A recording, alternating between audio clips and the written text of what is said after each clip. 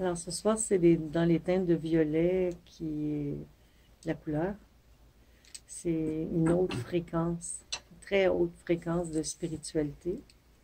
Parce que naturellement, les événements, c'est pas juste, c'est sur les changements climatiques. C'est la deuxième, d'ailleurs, conférence qu'on fait sur comment se préparer aux changements qui viennent pour capter ces nouvelles vibrations qui arrivent et ces changements climatiques que l'on vit. Qu'est-ce que ça nous apporte? Qu'est-ce qu'on doit faire pour s'y préparer?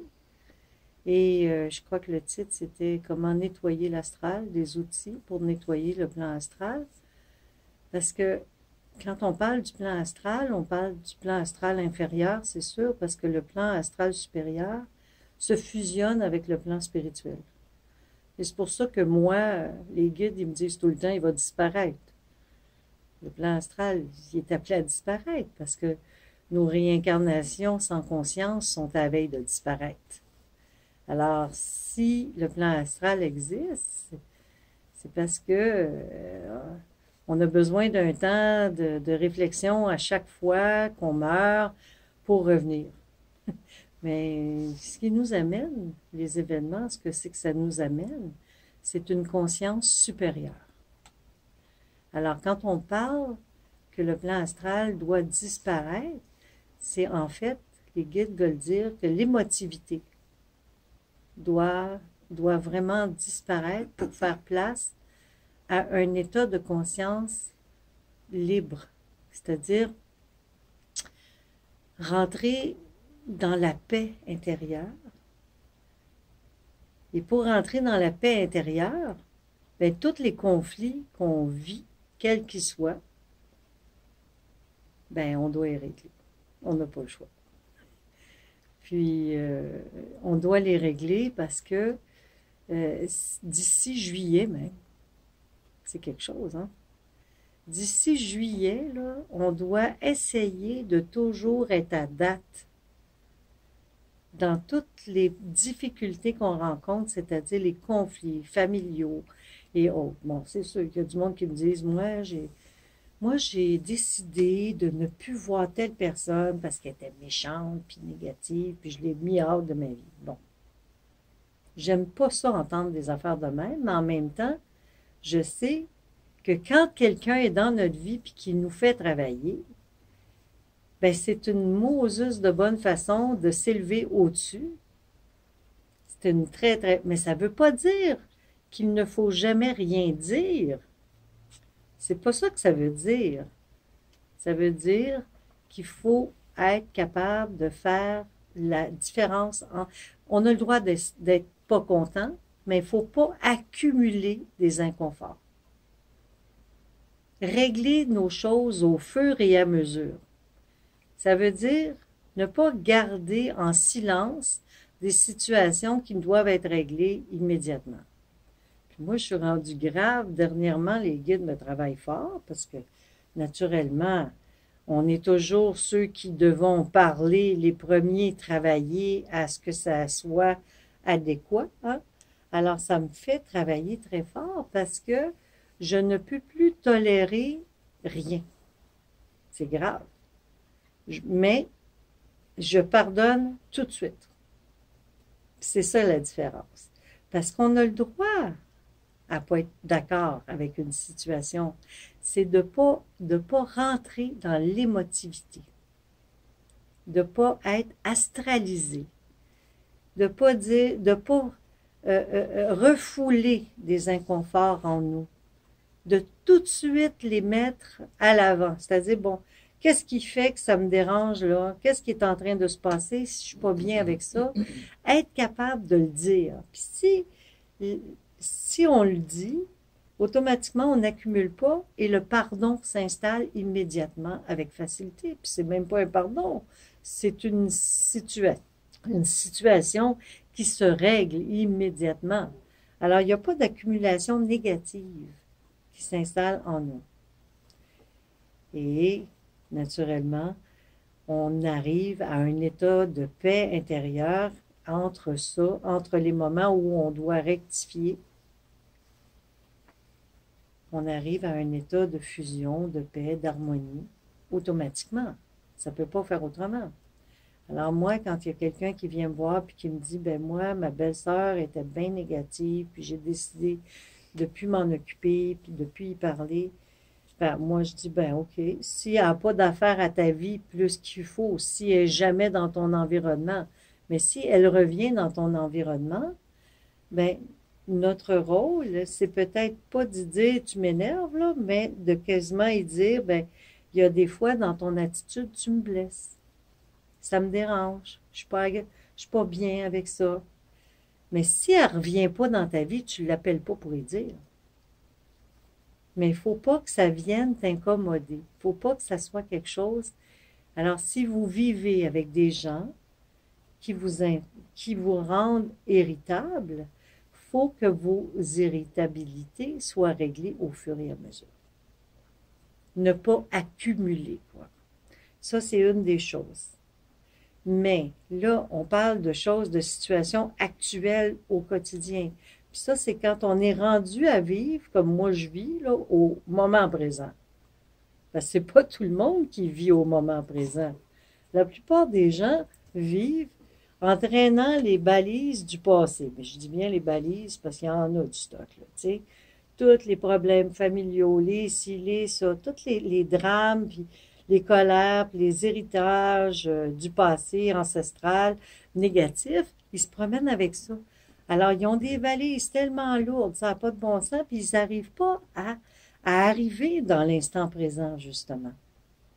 Parce qu'ils sont ce qu'on appelle astralisés par tous les événements du passé qui n'ont pas été capables de rectifier, de régler, de dire, ben, cette situation-là, je vais essayer de la régler, je vais essayer de voir les raisons pour lesquelles c'est arrivé dans ma vie.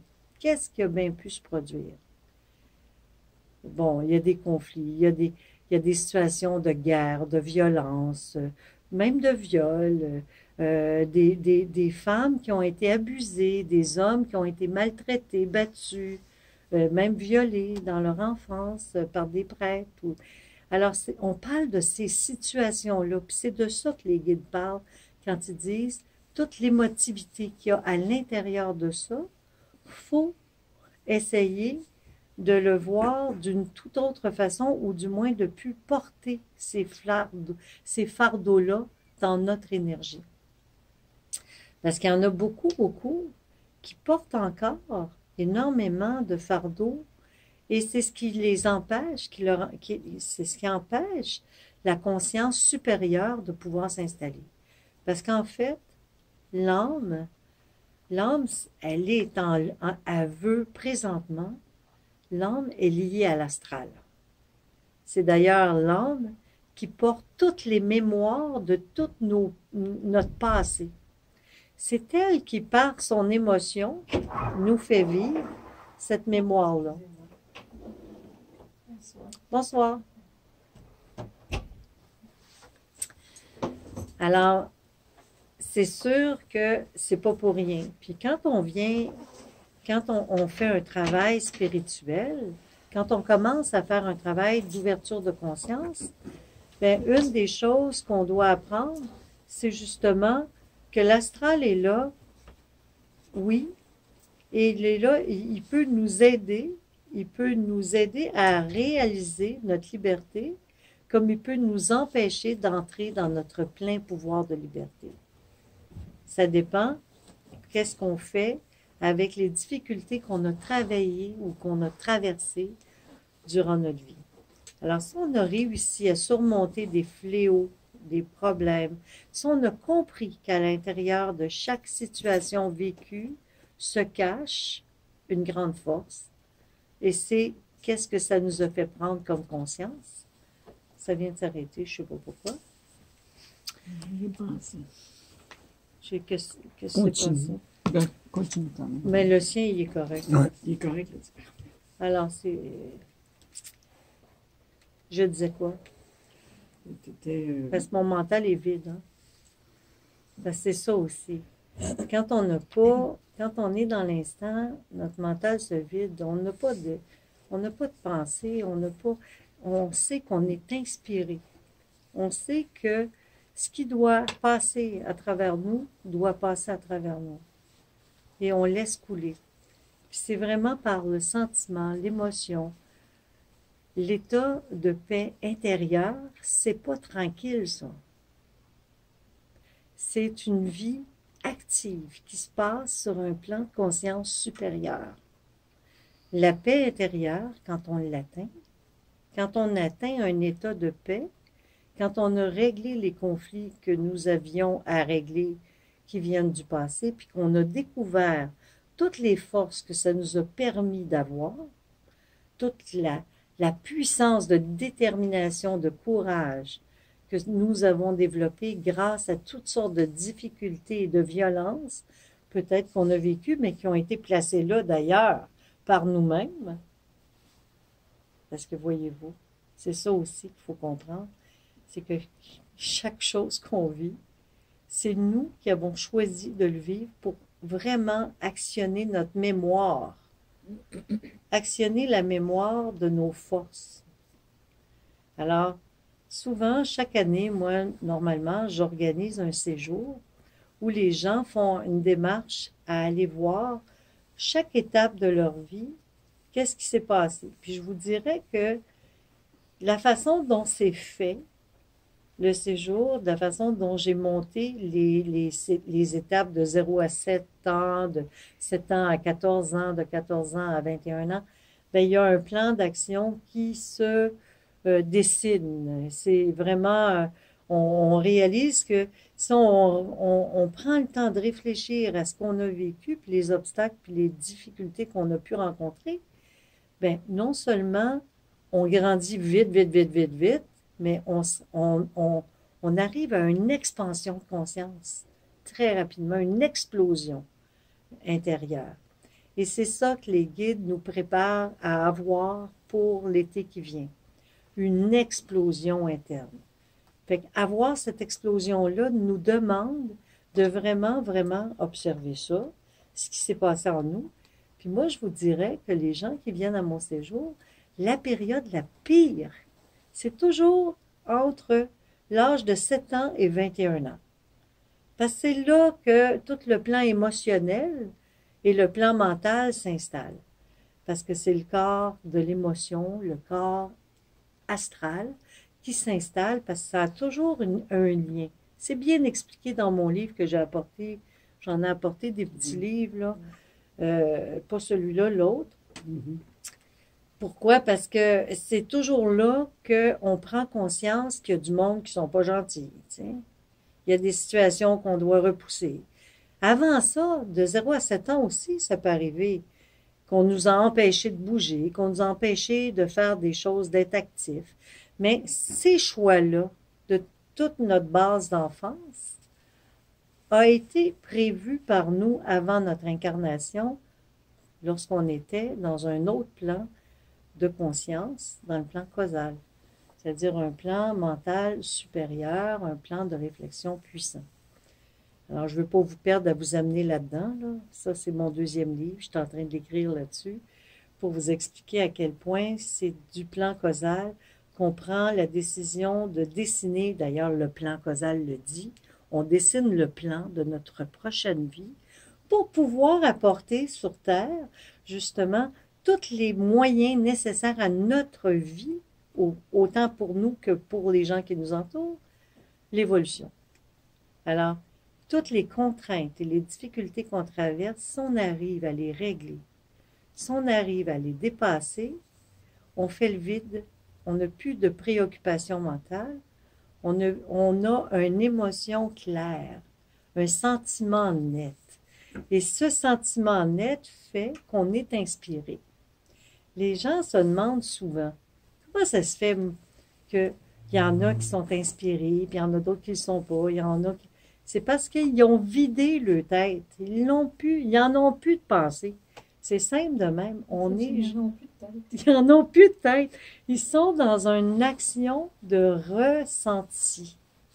Mais pour pouvoir être dans une action réelle de ressenti, il faut vraiment nettoyer l'émotivité. Parce que sinon, l'émotion bouche les pores de peau qui nous permettraient de ressentir les vraies affaires. Les portes de peau, c'est pas pire, ça. C'est pareil comme lorsqu'il me disait aujourd'hui, l'aura de notre corps, notre aura, est comme l'oxygène et la couche, la couche de protection qu'il y a autour. Comment on appelle ça, la couche de la Terre? L'atmosphère autour de la Terre. Alors, s'il n'y avait pas cette atmosphère autour de la Terre, on serait perdu. La Terre, elle sauterait, là, hein? On ne serait pas capable de se contenir. Hein? Mais c'est la même chose. L'aura, c'est ça. Puis ça aussi, c'est une autre affaire. Puis je vous dirais que tout est interrelié, mais tout ce que c'est qu'on a vécu dans notre enfance, dans cette vie-ci, c'est extrêmement, tellement puissant. C'est pas possible. Puis moi, je sais, parce que je fais de la consultation, qu'il y a du monde qui me disent « Ouais, mais si tu savais, ben tant mieux. » Non, je sais pas, mais c'est bon. Tu en as vécu des problèmes? C'est parce que tu es une grande personne, extraordinaire. Tu es plus qu'une grande personne. Tu es un être d'exception qui a choisi de t'incarner en voulant tout régler d'un coup. Puis tout ce que c'est qu'on vit, c'est parce qu'on a la capacité de le vivre et de le dépasser. Alors, c'est ça, là, on arrive à une embouchure de notre terre qui se dit, c'est assez, on passe à un autre plan d'action, on entre dans une véritable expansion à tous les points de vue, dans tous les domaines, et l'atmosphère terrestre va complètement changer. Mais allez pas vous imaginer que si l'atmosphère terrestre puis les mouvements terrestres bougent, que nous, on n'a pas de la job à faire en tant qu'individu sur notre propre terre. Parce qu'on est interreliés automatiquement. Alors, la Terre est en train de nettoyer, de tout nettoyer le plan émotionnel. D'ailleurs, c'est l'eau, l'émotion. Il y a une inondation dans le désert, ça, là. Oui. C'est bon, ça? Oui, le désert d'Arabie Saoudite, c'était une mer, on ne voyait plus le désert pantoute, là, puis tu voyais de l'eau partout. Puis environ, facilement, bon... Non, les véhicules étaient les véhicules, tu les voyais, là. Puis c'est arrivé d'où, cette eau-là? Ouais. Ah, c'est de la pluie. Il pleut. Hey. Ils n'ont jamais vu ça, il paraît. Là, les autos, ils flottent. C'est ça, les autos, c'est juste que ça couvrait quasiment les roues, là. Tu vois, c'est tous des petits 4x4, là. C'est ça. Comme des Land Rover, là. Puis tu voyais ça arriver, là, au-dessus de la route. C'est particulier. Ben, moi, ce que je trouve fantastique, c'est que cette situation-là, toutes ces situations-là qu'on n'a pas fini de voir s'accumuler, toutes sortes d'informations. D'ailleurs, depuis la dernière conférence, où les guides n'arrêtaient pas de parler d'extraterrestres, là, puis ça m'énervait un peu, parce que je me disais, bon, ça y est, mais ça ne veut pas dire que je ne crois pas à ça, vous le savez, j'y crois énormément, s'il y a quelqu'un qui croit à ça, c'est bien moi. Mais après, la semaine qui a suivi, je vais voir la météo.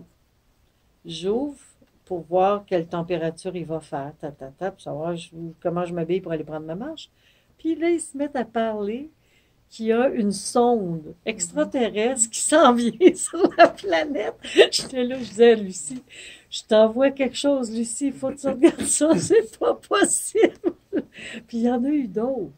Puis il y en a eu d'autres depuis, parce que, puis c'est bien rare que les guides se mettent à parler d'une situation qui n'est pas existante. Puis on va en voir de plus en plus, tu sais. Mais moi, je suis toujours je suis un peu particulière. Des fois, je leur dis, mais écoutez, je ne veux pas amener le monde tout de suite dans des affaires de même, mais vous saviez la quantité de fois où ils m'ont surpris et qui ont surpris les gens avec qui j'étais grâce à leur manifestation claire et manifestée claire, là, au point où tout le monde les voit, là, tu sais. Alors, c'est ça. L'invisible existe. Ils sont là. Ils font partie de notre quotidien. On ne les voit pas nécessairement toujours, Bon, on va nettoyer ce plan astral qui nous habite de tous nos conflits pour justement avoir la capacité d'entrer en fusion et en contact avec au moins cet instinct et ce pouvoir que nous avons tous de communiquer avec eux. Puis c'est vraiment ce qui empêche la communication avec cette foi, cette conviction, cette présence. C'est vraiment juste les conflits qu'on ne règle pas au fur et à mesure. Et c'est ça qui est important. C'est vraiment important de vivre dans l'instant présent puis de régler au fur et à mesure tout ce qui ne va pas. Puis si on travaille dans des milieux difficiles, ben c'est de trouver une façon de passer au-dessus si ça vous vient vous chercher, si ça vous incommode. Parce que s'il y a des situations qui vous rendent impatient ou négatif ou pas content ou je sais pas là, c'est pas pour rien. Ça veut pas dire qu'il faut pas en tenir compte. Ça veut juste dire qu'il faut pas que ça vienne brimer votre évolution et la communication avec l'invisible.